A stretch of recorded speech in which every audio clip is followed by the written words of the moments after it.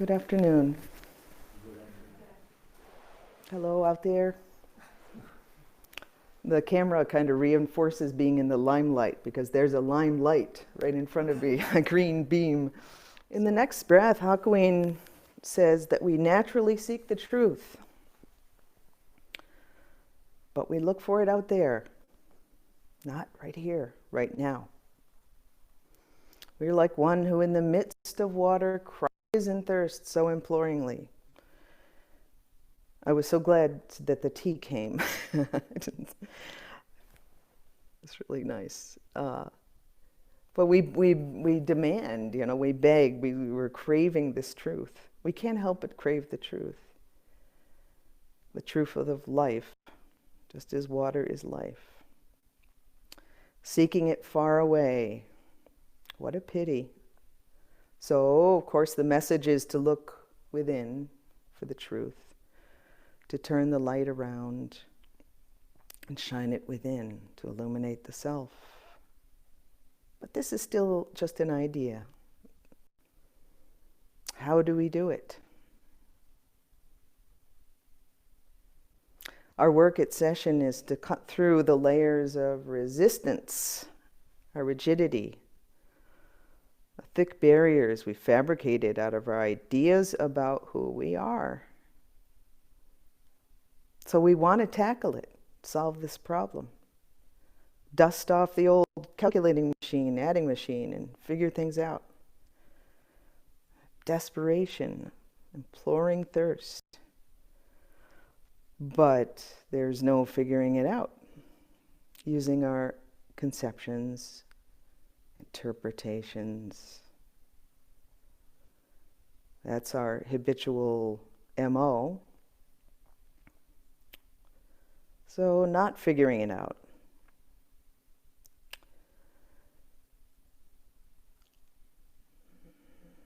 In our schemes, tied up with memories. Not only do we want to figure it out, we want to get away from pain, move toward pleasure, always looking for something else, having it my way. I want it to be perfect, better, different, not painful. There's no making reality different with my imagination, hiding and figuring it out. Not in Sesshin. We can't figure it out. We simply do it together. Everyone collaborating to create this space, follow through with our intention and dedication. Everyone contributes.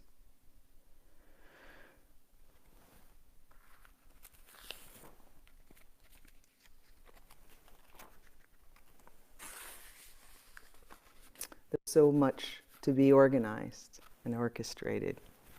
We take for granted what is involved in that. And tomorrow we'll have Daibosatsu Day ceremony. It's very intricate. It's a celebration. And all of the other ceremonies, the commemorations, and all that we go through is planned out. It's made possible by our working together. I'll speak louder. Corinne, thank you. What goes into the meals, into the teachings, into just serving tea. So much happens, and we do it together.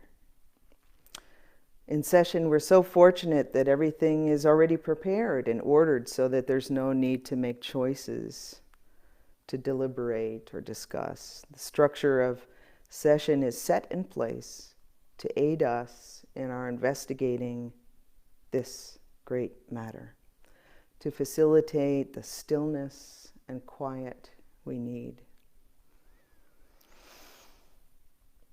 And there's a level of constraint. We need to minimize our reactions, our habits of evading, suppressing, making ourselves feel better. it's so interesting to come into silence again. And you feel that compulsion, that joy with other people. You want to express yourself. Some of it's just to make us feel better, right? So what a great teacher it is in Sesshin to have this restraint in its structure. It's our habit to run away from our reality. And here at Sesshin is a restriction on that individualistic expression and helps us to settle down, to center, to shed the nonsense. So we sit in the form that we're taught, that many say is essentially Zazen itself. The form, whether you sit in full lotus position, on the cushion, sitting in even Seiza or Burmese, or using a bench or a chair, the form of Zazen helps us to get what we need, helps us to get the oxygen we need to set our body in the most natural, open position, to be physically relaxed, yet alert. We keep our spine erect as we sit in the Zendo with a solid base, no matter what position. Even if you're sitting in a chair, we keep our spine erect. Our knees, if we're sitting on a cushion, our knees touch the ground, give us a strong base. If you're sitting in a chair, your feet are flat. The bottom of your spine, your pelvis is centered and strong, supporting your torso. Your head should just push the sky up just a centimeter or two. The neck extended. This naturally allows our abdomens to rest in a natural, ready state, to feel fully and comfortably as we breathe in from the bottom of our belly, expanding fully on the in-breath.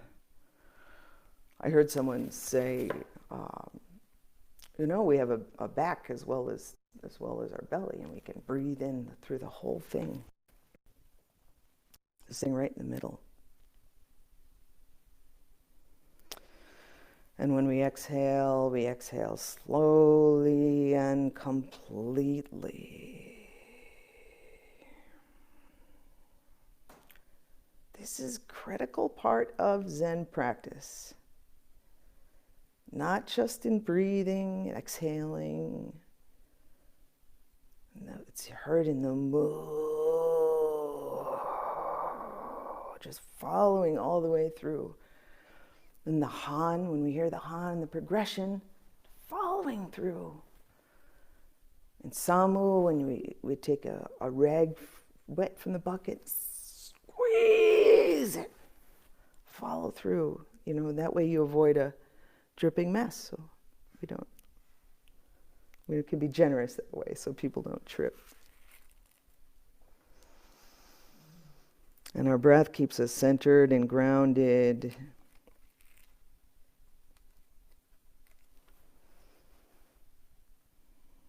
And that following through is that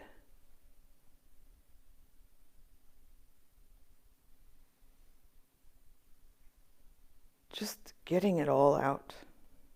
Part of that's the form drop down. We become conscious of that pull of gravity in the bottom of our body. We can feel our consciousness just dropping down from our head, just relaxing, coming down to belly.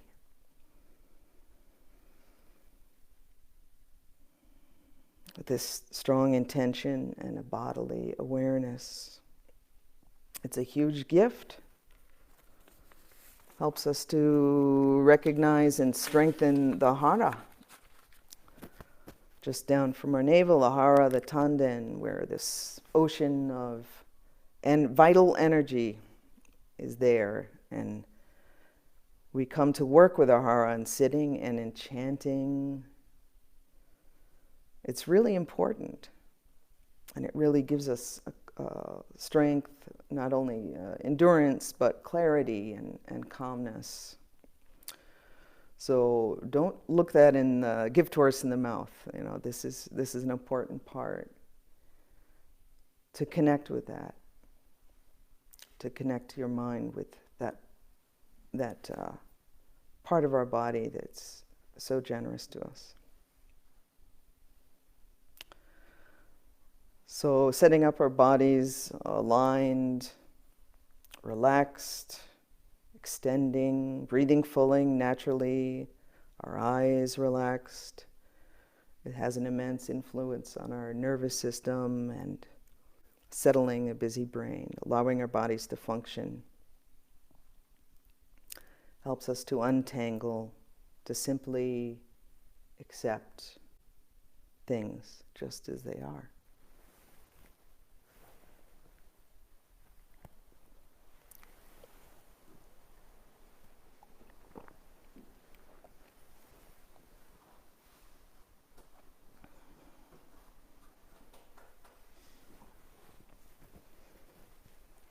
I have 10 after 2, but I think it's 10 after 3.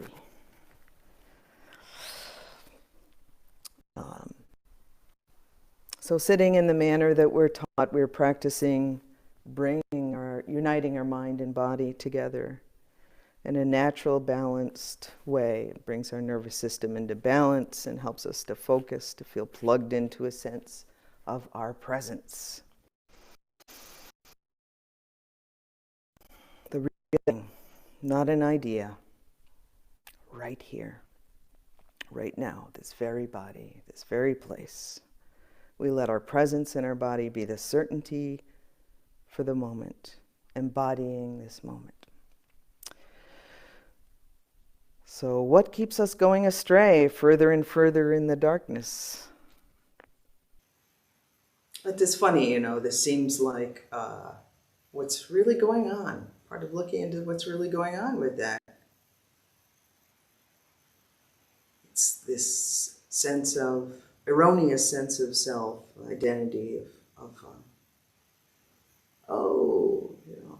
having insecurities, having fears, that idea of myself is not really what's good enough, what's going on. So this resistance that comes up and building defenses, you know, with the walls of labels, if you will. We mistake this for reality. And we rely on it, attaching our identity to the way that we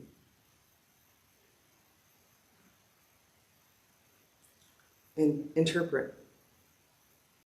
It reminded me, and I thought of that, of us seeing a pond, not like in the late afternoon and the sunny haze towards sunset, but after a rain, spring rain or summer rain, and the pond kind of has this turmoil, you know, it's still sifting about, and there's twigs and leaves and things floating from the storm, and they kind of coagulate. You know. The leaves duckweed and attach to the sticks. And you might mistake it for something, you know, if you look at a distance. Oh, is that an alligator? And it's kind of, we kind of do this, kind of pasting the pieces of this identity. So when we come to see this, certainly pushing it away isn't the answer. After all, we can't get rid of anything. There's nothing that can be thrown away.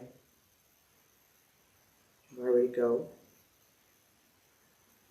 There's no heavenly landfill just waiting for us to throw our emotions into or things we don't like. want to look at it.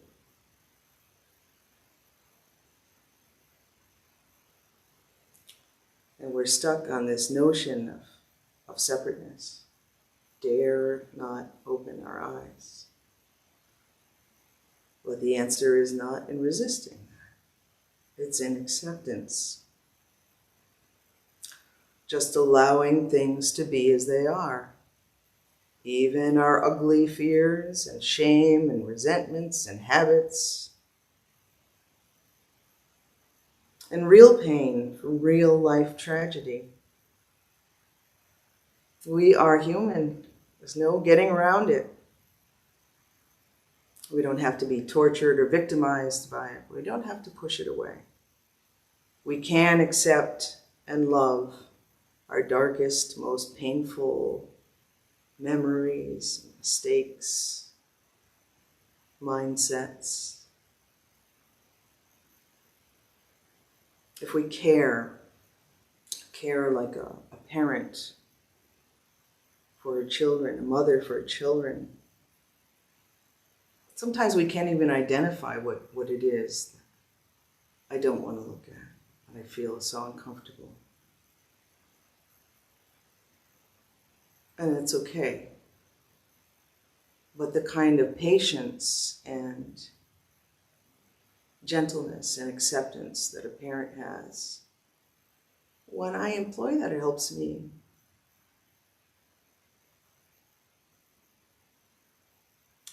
So instead of pushing it away or pretending it's not there, the third patriarch, Sosang Ganchi Zenji, begins faith in mind, which we will hear tomorrow. The great way is not difficult for those who do not pick and choose.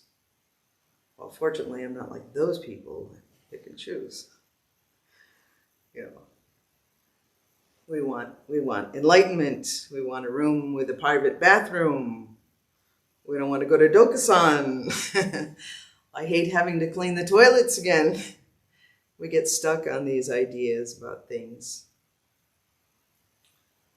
And it becomes an attitude, a feeling, an attitude. It's very sticky and tricky. There are all kinds of deceptions that we fall into. We all know this. Hakuin said, we transmigrate through the 6 worlds, through the 6 realms, back and forth, from the hell realm to the heaven realm, everything in between. Trapped because we believe an untruth. We need to rely on our heads. Oh, it's so hard to cut through this. It's seemingly hard. It's that off feeling, when you tell a lie, not even maybe even a white lie, a little lie, half-truth, doesn't feel right. It's the same. And accepting ourselves. The lie is the self-doubt, fear. I can't. The person's just a jerk. I'm a jerk. Don't believe it. So we've heard it said, you've heard it said, that it's necessary to see our true self, our true nature, is to have great faith, great doubt, and great determination. Determination sounds very I-oriented. A conviction, intention, great vow. Great vow. In the monastic daily life, we chant 4 great vows just about every day. At the end of morning service, breakfast, morning meeting, lunch, during session after Teisho or Dharma talk. It does seem kind of impossible, doesn't it? Saving all beings. Never with our heads can we do that.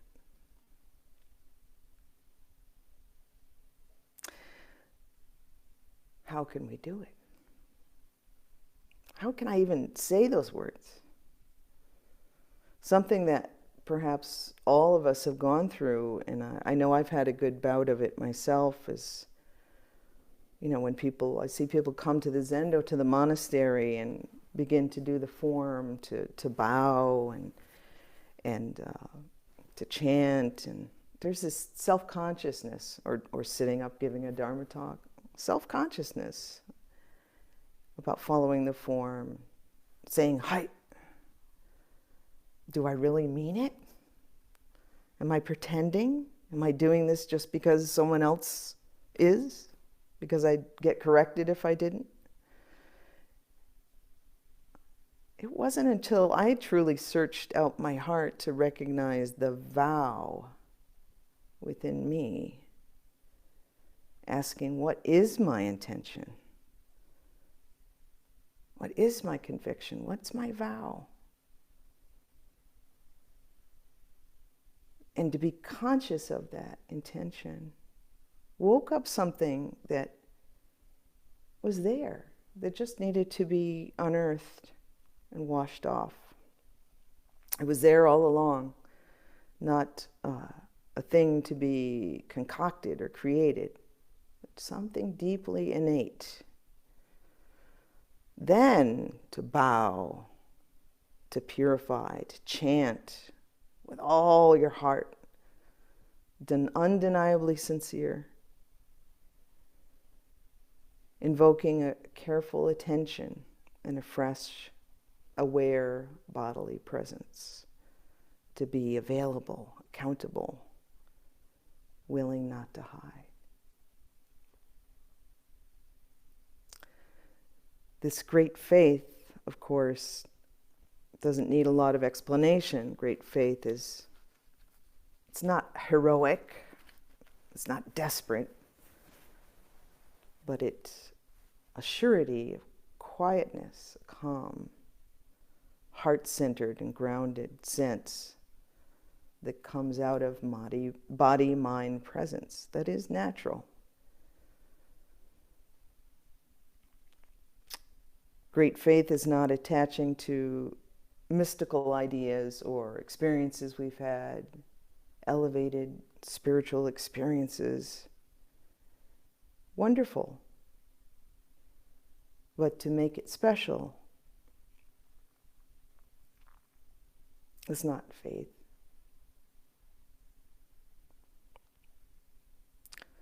Not that those experiences aren't delightful and exciting, but getting stuck on the idea of I have had an insight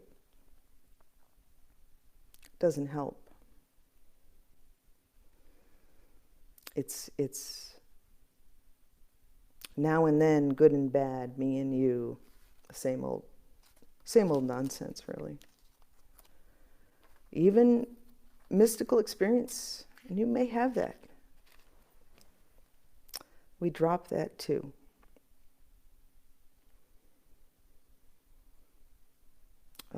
These rings we wear on the left side, and the rakasu, and are not badges. We don't compare. Comparing, whenever I'm involved in comparing, it turns out to be suffering. And it's easy to get caught up in that with our etiquette, with our form, which is very beautiful and very useful. But the form is wonderful because it teaches us about attention and intention. Some of it is just practical and kind, generous. But if you find yourself comparing, I'm not as good, or why don't they do it the right way? Why don't they hold the sutra book correctly, or bow when they should bow? Don't fall into that trap. It's not faith. I met someone who had done a retreat here, and it was a long time ago. I got the impression it was about 25 years ago. And he told me something, actually, that I just did recently, that he was corrected. It was his first time here. He was corrected for crossing in front of the altar. And it was many, many years ago. And he still remembered the woman's name.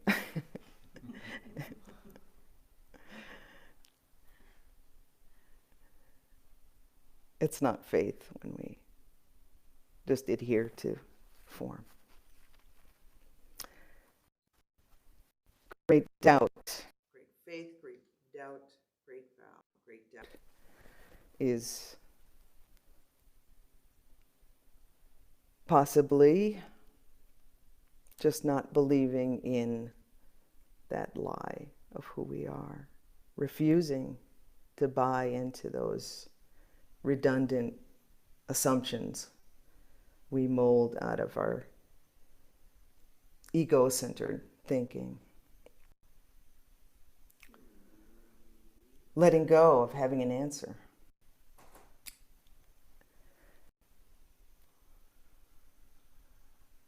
Questioning.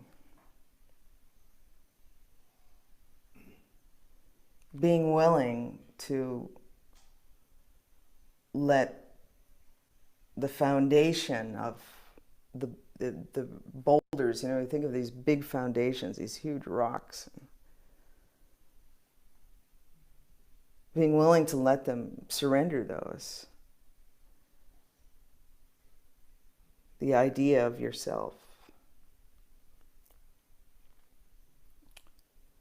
Allowing that to fall away. No. And not that either. But at the same time, an attitude of willingness and the surrender. An open mind.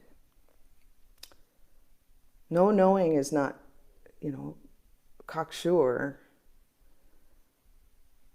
But it's the process of being willing to not push away the difficult things, to accept about ourselves, about a situation. But still not knowing. Going through with facing our own blocks, not knowing the outcome, who that will leave us being. Questioning every beam and block that we've put in place in time. Extreme willingness to see it through, regardless of what may come, and not knowing it any other way. A surrender, yes, but with a passion of body-mind presence. Great faith and great doubt are like two sides of a coin. It doesn't have to be a coin. They're like two sides of the same thing. There's a certain balancing of the duality of that non-duality. Night begets day. Stealing nothing from the balance of nature. Our vow, keeping us straight ahead. They're not three things. Strong triangle, like the legs of a stool, are not unique. They make the stool. It's the basis of our zazen. In Sesshin, we have many opportunities to cut off that neurotic pattern. I was thinking about how many chances we have in Sesshin.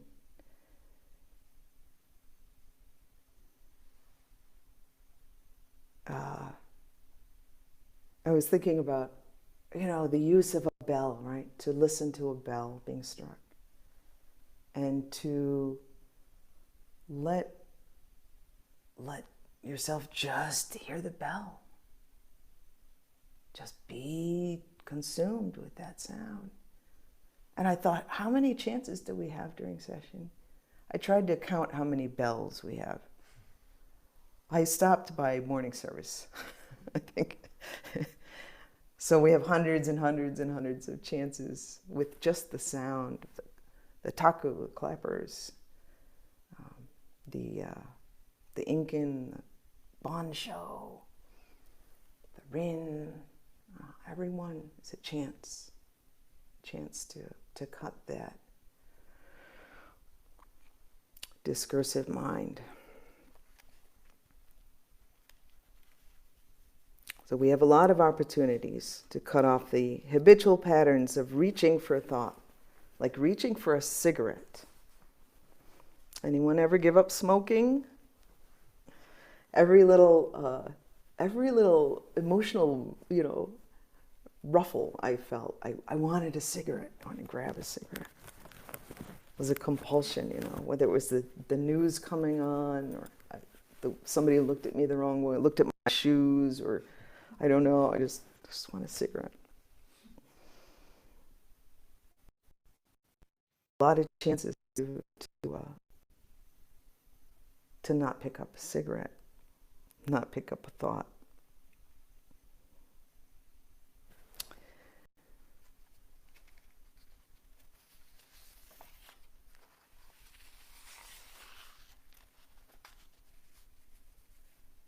So we can use that tool to cut through whatever repetitive, cloudy clouds are in front. You might be wading through whatever fog. You don't have to go on with that line of thinking. Lots of opportunities in session, being quiet, having to sit still, sitting still.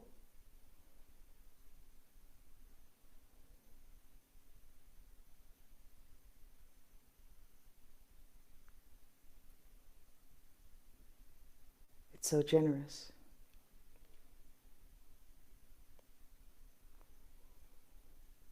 And what we experience when we stop is a little bit of that being free from birth and death. A little bit of that shunyata, suchness.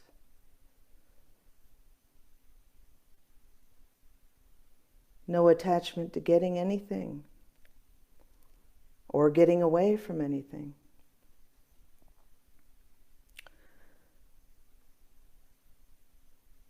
Hakuin had commentaries on the Heart Sutra that are really delightful. I invite myself and other people to study them.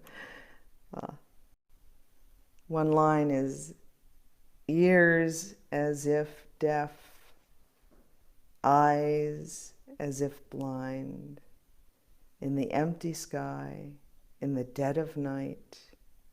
Even Shariputra's own eyes don't follow his orders.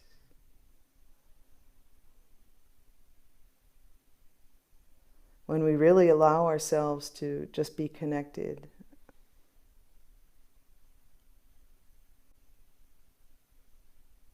body, mind, drop off. It's not mystical, exotic. It's not a superhero power.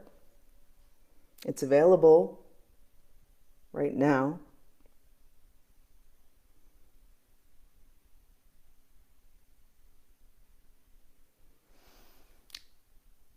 I love in the Song of Zazen, Hakuin is so down to earth and delightful. Whether singing or dancing, we are the voice of the Dharma. Oh, when you're dancing, when you get over that self-conscious, and you're just dancing. What freedom. We chant with all our hearts in here. It's amazing what we do that together.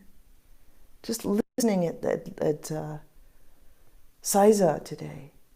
Oh, all these hearts. It's just one heart. Just letting go. Just embodying, being available, being generous to one another.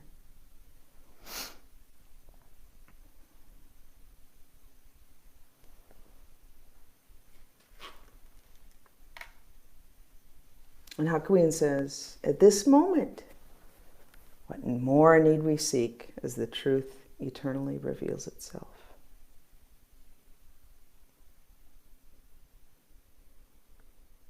I'm so bolstered by your enthusiasm that I feel this is going to be a very fine sesshin, a truly holy days sesshin. Faith, great doubt, and our great, great vow.